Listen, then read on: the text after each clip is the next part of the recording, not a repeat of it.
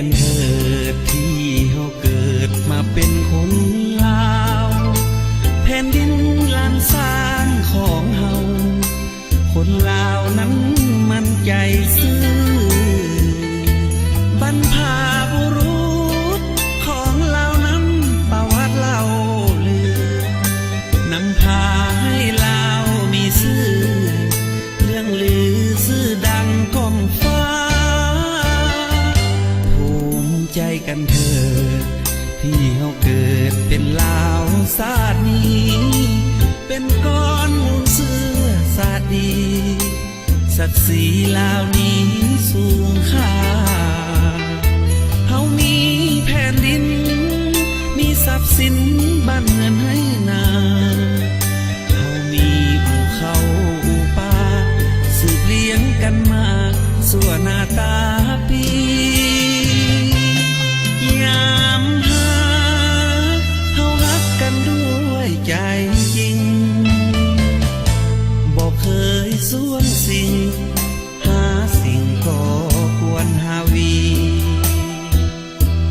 ลาวอยู่เป็นลาว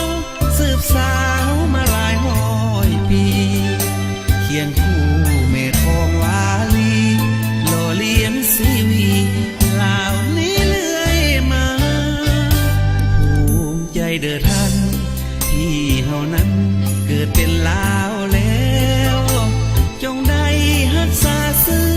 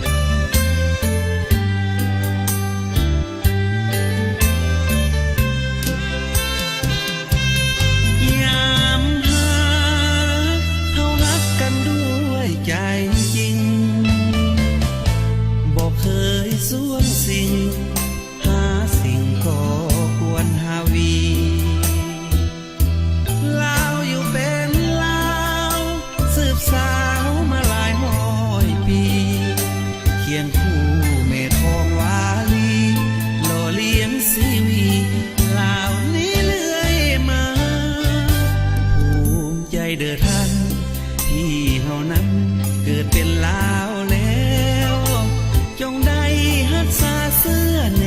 วให้ลาวเจริญก้าวหน้าตัวอย่างอันดีข้าหลวงเจดีย์องค์ใสเศรษฐาเตือนใจให้เฮาว่าเฮาควรสร้างสาให้ลูกหลานลา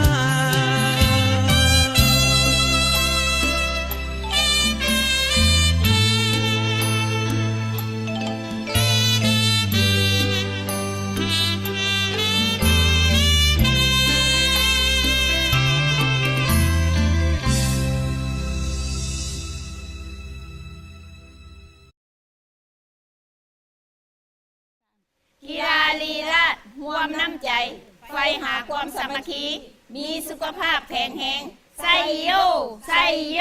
ไซโย